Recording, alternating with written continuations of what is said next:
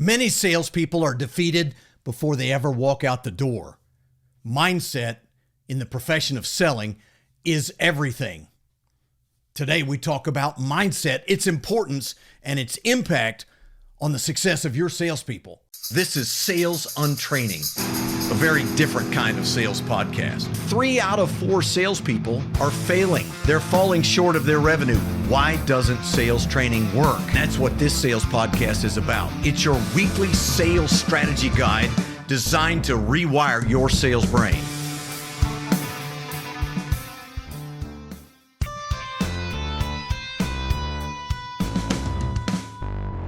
We got to rewire your brain today with one of the best, the legendary David Newman. David, thanks for joining us. David, you talk about mindset, and my experience, one of the reasons why sales training doesn't work is that so many times we leave out one of the most important components, and that is mindset, the way we approach the game. It's so important in the world of selling. I know you've got a lot of personal anecdotes and some opinions as well. Why don't you share some of that with me? Yeah, for sure. Well, let's start with the old adage that you can take a horse to water, but you can't make him drink, and you can lead a man to new ideas, but you can't make him think. You know, if everything was tactics, we could literally get this from a book, right? If it was step one, like a cookbook. Sure. Anyone that knows how to cook, they have a whole cookbook collection. They can open up any of those cookbooks to any of those pages. And if they have the ingredients and if they have the right equipment, the measuring tools, the cups, the ladles, all this kind of stuff, the ingredients, the food, they will make a recipe. And the recipe will be very, very close to what that cookbook author intended, because guess what? There's no mindset in cooking. Right. There's ingredients and there's steps and there's sequence and there's being able to follow instructions. So unlike cooking, mindset is vitally important to sales, and it's vitally important to having the right come from. And I talk about this a lot. I talk about this with our clients. I talk about this in the book, that if your come from, in other words, your attitude, your perception of the role of a salesperson, if you've embraced some philosophies like serving before selling, and helping before pitching. If these are in your DNA, you can use almost any tactic and you'll be successful. It's not about the script. It's not about the what's my opening line in the email. It's not the what's the first question in the meeting, because those are tactics. You can have perfect strategy and tactics. Your come from is screwy. You've got commission breath. You're pushy, you're needy, you come across as someone who needs to make the sale no matter what. It doesn't matter what scripts you're using. It doesn't matter what frameworks and tactics you're putting into play. It's not going to work because people pick up on your come from. So the wiring in your head has to be screwed on straight. We need to put prospects at the center of our sales process. And, for people that have some sales reluctance or sales hesitancy, even professional full-time salespeople, sometimes it's like, oh God, I got to go back in the arena. I got to do it again. And again, this is where sales training comes in. It's where sales training failure comes in. You say, okay, well, let's take off our salesperson hat and let's put on our person hat. What are we really doing when we're engaging in a sales process? We are inviting people to a conversation. So let's unpack both halves of that. The invitation to a conversation. Generally, people are not afraid of an invitation. On the other end of an invitation is something good. Puppies, cake, bourbon, flowers, party, whatever it is. So generally, people are not afraid of either sending or receiving an invitation. Let's talk about conversation. Conversation is where we get to meet new people, exchange ideas, learn new things, perhaps establish new friendships. Some of those friendships might be commercialized. Some of those friendships might simply lead to a referral, an introduction, a joint venture, a partnership down the road, or, hey, you want to be my kid's godfather. It could be anything on that spectrum. So When we say conversation, people are generally not afraid of conversations. So if you take the drama and the trauma out of, oh my God, I got to sell someone that, I'm going to force someone to do something that they don't want to do. And Kelly, give me the script to do that. Kelly, give me the tactics to do that. Kelly, give me the proposal template that I can send. Kelly, give me the opening question so I can force this poor person to do something that they don't want to do that is not in their best interest. It's not going to work. Invitation to a conversation, that's refreshing. That takes all the pressure off you. It takes all the pressure off your prospect.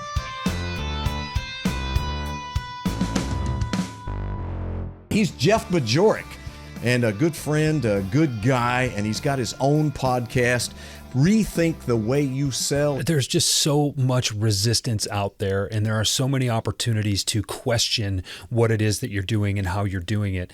And success is rooted in belief. You will not succeed unless you believe that you can succeed. You may have a success, right? You may get lucky. You may find yourself in the right place at the right time, and maybe that feels like success, but unless it's sustainable, it's really not success. So right. You cannot succeed with any consistency unless you believe you can. But the cornerstone of belief is about integrity.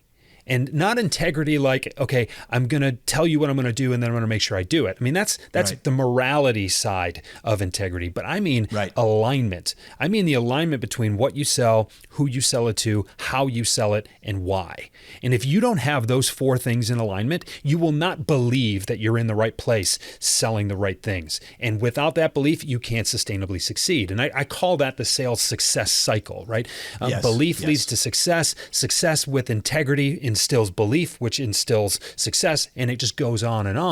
And that is something that I really didn't codify until the last year or so when I really started thinking more in these terms. But that's absolutely been that's been my experience at multiple stages in my career, and every top performer I've ever worked with or studied has had a similar phenomenon in their career where they go from this place of doubt, resistance, mediocrity, which leads to shame, which is no way to sell. When you start wondering if you're the problem, you've got no platform or leverage at all. You have to take that and choose to lean into that adversity. Believe that you can overcome that adversity. You start to have success. You realize you can do it in a way that makes you feel fulfilled outside of the golf games and the steaks and the bottles of wine and the reward trips and stuff like that. You feel like you're doing the right things for the right reasons and you get paid for it. That really underpins sustained high-level success.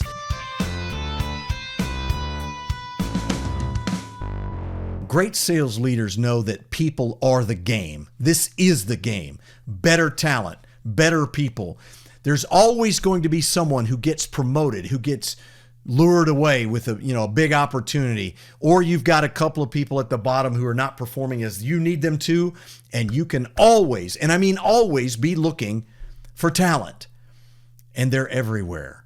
You run into them on a regular basis. When you see discipline and when you see customer experience people and when you see people that sound and act articulate, hey, listen, you can become a talent factory, especially if you're the kind of person that learns how to develop those selling skills. If you can take raw talent, someone who has tremendous desire, great discipline, and wants to grow and learn, they're a learner, and you're a great teacher/coach, you can become a talent factory. There's no doubt about that. But you got to change that thought process, that outlook.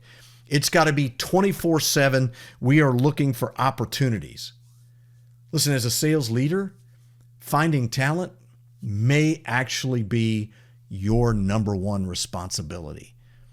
I mean, let's face it, as a salesperson, a great salesperson, you were a doer. You were the person that went out and created the opportunities, who put prospects in the funnel and worked them through the process and made sales and serviced those customers and built relationships. That was your role. Your role was to keep the funnel full and to keep pumping out sales on the back end and to predictably and consistently hit your number. As a salesperson, your role has changed dramatically. You're not the doer anymore. You're the developer. You develop the team. And part of that is you've got to have the right raw material to work with.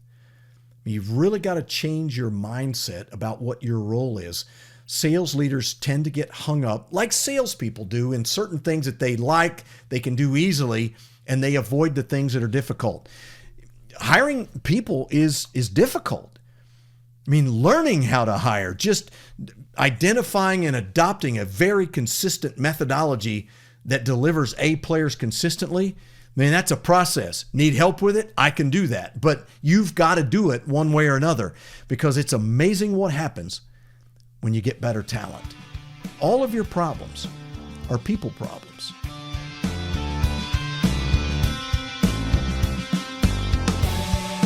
I'm Kelly Riggs, host of the Sales Untraining podcast. A couple of quick questions for you. Do you hire salespeople? Is sales turnover far too high in your organization? Do you struggle to find A players for your sales team? Well, these are very common questions, and there is a better way to hire. I'm a partner with Objective Management Group, OMG, and they have been assessing sales candidates for over 30 years. In fact, they've assessed over 2.5 million salespeople. Now, this is a very different type of assessment. First thing out of your mind is it another behavioral assessment? Is it a psychometric tool? Is it a personality quiz? No, nothing like that. It is based on 21 very specific sales competencies. And you need to listen to this. This is crazy. It is 91% predictive of sales performance. That's right, 91% predictive.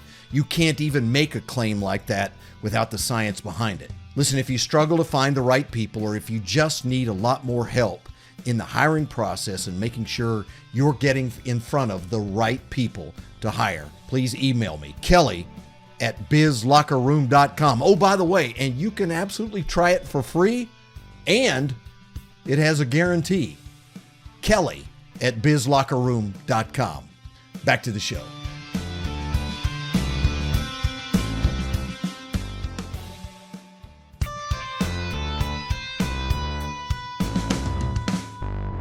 Welcome, Graham Hawkins. He is founder of SalesTribe. It is a digital enablement sales company, and he's got a worldwide following, does a phenomenal job. Graham? If you want to get people to change their behaviors, you have to first get them to understand how to change their beliefs, right? So it's all about getting the mind, the beliefs changed first. So yeah, no point doing the directing. I say to sales leaders, don't bother with the directing. Like, start coaching. Just go and have a look at something as basic as the GROW coaching model. That's a simple foundation. GROW is a good place to start. I'm sure you know GROW. Yeah, but you want to change behavior, you've got to get the beliefs to change. So you just dropped a big bomb right at the end of the podcast that we're going to have to come back and revisit. But I want you to say a little bit more about it before we go today. And that is, before you change your behaviors or your performance, you have to change your beliefs. What does that look like for a salesperson? I think that's so critical. Well, yeah, and we spend a lot of time doing this as an external third party. We go into businesses and we spend a lot of time showing them the research from the book about what buyers now expect. Sellers, blinkers on, running at 1,000,000 miles an hour at an ever-increasing quota. Their belief is that they just have to do more transactions, more transactional, activities. A lot of what I try to do, not always successful, by the way, but I try to make sure, guys, you've got to change your beliefs about what your role is. And here's why. Here's what buyers now expect. The bar is constantly being raised on buying experience, customer experience. People talk about being customer-centric, Kelly, but they're not. So right. I spend a lot of time trying to shift the beliefs away from that old interruptive push selling to customer pull selling. It's a slightly different mindset, right? But I realized a while ago through trial and error that if I don't change the beliefs, then it won't matter how much or how brilliant my training is, I won't change the behavior. So to me, a lot of it's about driving the change in the beliefs more so than the change in activities. That's good stuff. When you talk about One of those beliefs being it's about the customer and understanding the customer. I think that's fundamental, obviously. What comes after that? When you talk about the mental game and the mindset change, what else are you looking to see differences in as a leader, as a sales leader? Well, yeah, look, once you've got the mindset changed, once you've got the seller to understand, all right, the buyer has a different expectation now. And in fact, let's be brutal here. If you're not adding value to the buyer beyond what they can find themselves on Google, then they would rather bypass you. You're adding no value to the process. In fact, you're wasting their time. So once you get that clear in the minds of the seller that they're there to create value at every single touch point, then you start to get a different approach to how they engage. So change the beliefs and then start to gradually change the activities. When I first became a sales manager, we had a very extensive training program for sales managers, and perhaps you do too. It sounded like this. Good luck. That was it. Hey, we need a sales manager in this region. And because you've been our top salesperson for the past 2 years in the country, we think you're ready. And of course I'm ready. Yes, ego, I'm in. Let's do this. And no training whatsoever. They said right away, you need to hire 2 people for each of these 2 areas that need to be covered. I'm like, I'm on it. I will make this happen. And I had no idea what I was doing. So I looked around and did what other people are doing and continued that throughout a fair amount of my career as a sales leader before I figured out that the way we're trying to identify, hire, and attract and retain employees, sales leaders, is just a disaster. It's not because I say so. It's because the numbers say so. The amount of turnover is remarkable, and the amount of mediocrity in selling is remarkable. And yet we continue to do what we've always done. You've heard that one, right? And so creating the opportunity to be successful begins with finding the right people. Famously, Jim Collins in his book, Good to Great, said this. You got to get the right people in the right seats, all of that. But the best line in that book is the very first sentence of the very first chapter. You should never forget this. Good is the enemy of great. So said Jim Collins, and I am a big believer in that. It's really hard to transform when the sales leader's thought process, their mindset is, we're pretty good. Well, pretty good keeps us from being really great a lot of the time. And part of that process is we're not finding the right people. We need unique talent. We need people with the right sets of skills and competencies. We need to set clear expectations, onboard them effectively, get them started down the right path. Right? Got to find the right people.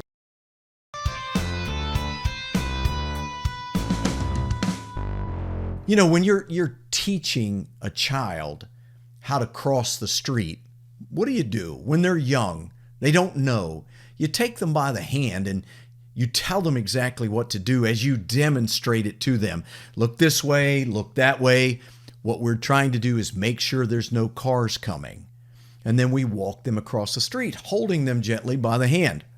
And we only tell them once, because if they can't get it after one instruction, then there's something. No, we do it time and again until it becomes habit, right? And then we let go of their hand and we stand on this side of the street. As they start to cross, we go, now, hang on, what are we supposed to do? Oh yeah, reminder, and they look both ways, and then they turn and smile and wave, and across the street they go. I mean, if we're still holding their hand or walking out and checking on them when they're 12 or 14, clearly we've done something wrong. But then we're doing something completely new that we're holding them by the hand. About age 16, that's called teaching them how to drive. Yikes. But it's a process. And the more they trust me, the more they respect me, the more open they are to suggestions about change. And I think this is one of the things that sales leaders get wrong. They don't invest in the time to create those relationships, to build that trust. So when we need to go a different direction, that individual's all ears. They trust you, right? It's completely underappreciated in terms of its impact on sales coaching. Listen, if you are a great salesperson, you were top of the class and you got promoted to sales leadership, sales management because you were a great salesperson. What you did was get recognized for being a great doer.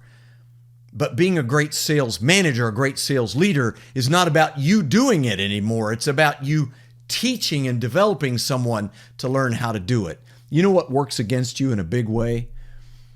Efficiency.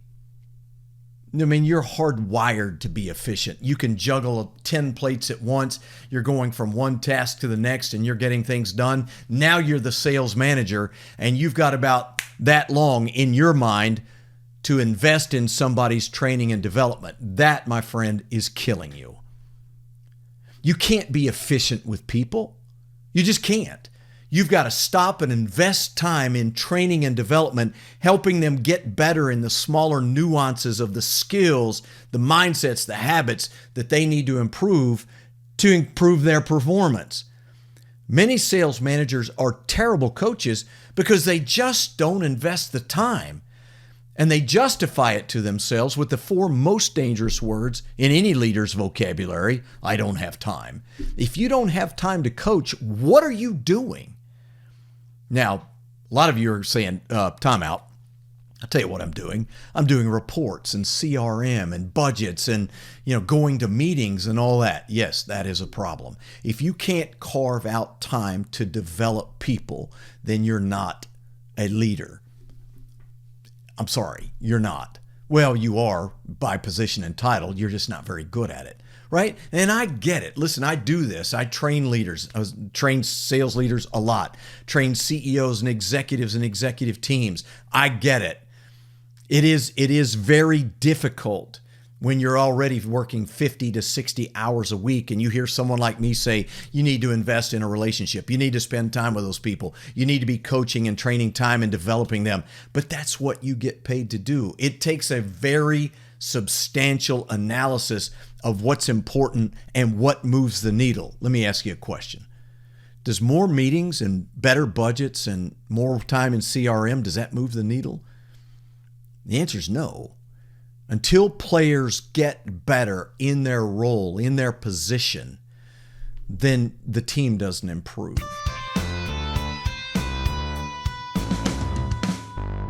If we're going to talk about the brain, there's no better guy to talk to than our guest today. He's Jeff Bloomfield. He just happens to have written a book called NeuroSelling, all about the brain. By the way, if you don't have a copy, you're making a mistake. If you want to be great in sales, this is next level stuff. Dr. BJ Fogg, one of our PhD partners, I've had him on our podcast out at Stanford. Love this guy. He does a lot of change management work.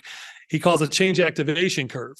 At some point, your motivation becomes high enough to change, and the perceived ability to do it becomes strong enough that you'll cross over this chasm of change.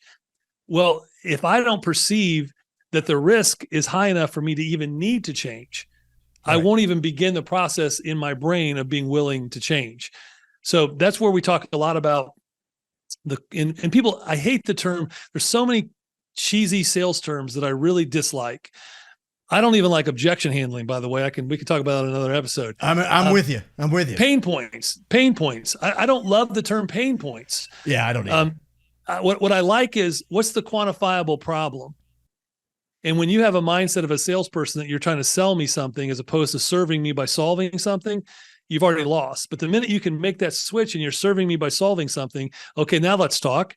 What are we solving? Well, solving by very nature means there's a problem. Okay, great. How do we identify the problem? What's the quantifiable impact of me not solving that problem? See, now you're talking to me in a language that my brain can process through the lens of, wait a minute, I hadn't thought about that. That's quantifiably more risky doing what I'm doing than potentially taking the chance to do what this guy's asking me to do. Now Sure. My brain starts to switch, if that makes sense. Absolutely, it does. Well, when you begin to think down this road and you start to consider change as one of the significant components of selling, what it really means, Jeff, is that many times your biggest competitor may not actually be another competitor.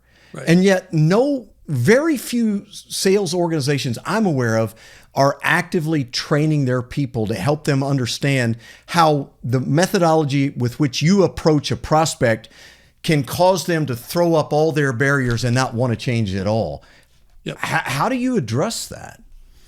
Well, you nailed it. I think in many cases, status quo is the biggest competitor, but people don't know why. Well, they think, well, Right. the prospect just doesn't get it. No, they Exactly. get it. Exactly.